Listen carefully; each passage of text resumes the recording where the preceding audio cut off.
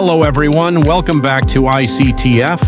In today's lesson, we'll learn about computer networking ports. Let's get started.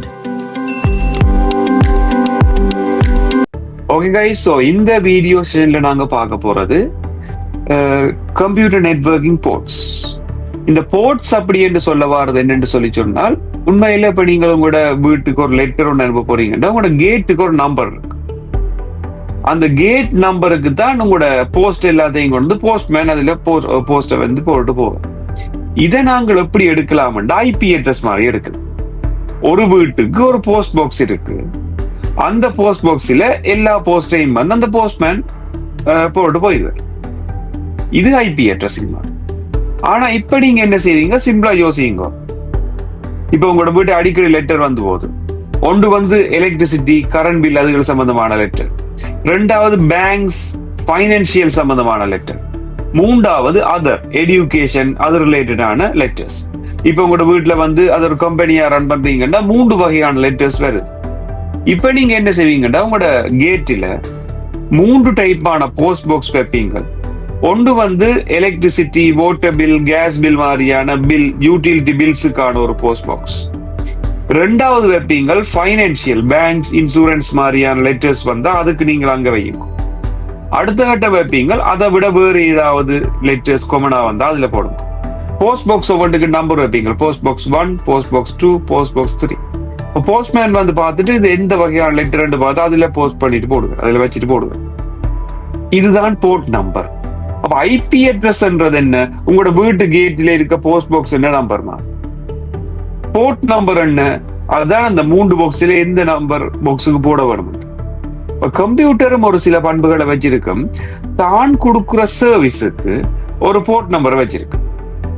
இந்த இடத்துல advance லெவல்ல நாங்க பார்க்க வேண்டிய விஷயம் எதுவா இருக்கும்னு பாத்தீங்கன்னா இதை நான் ஃபுல் ஸ்கிரீன்ல உங்களுக்கு மாத்திக்கொள்றேன்.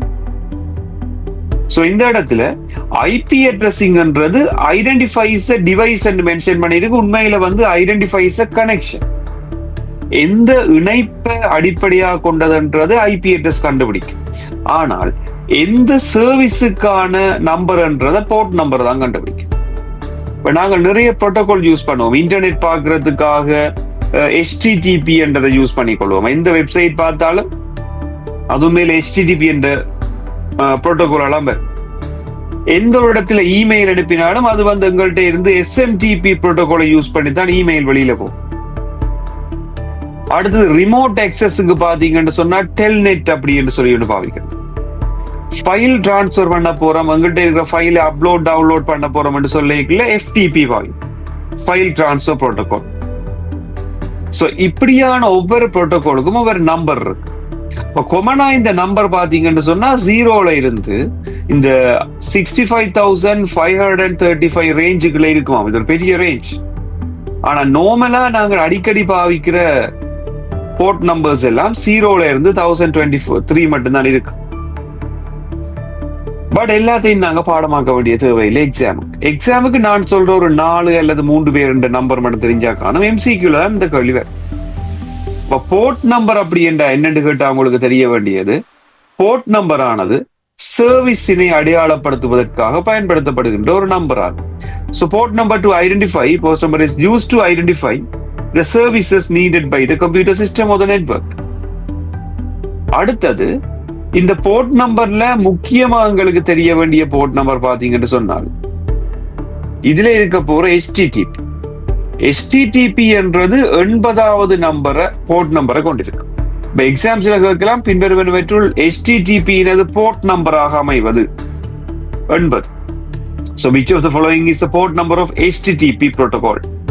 80.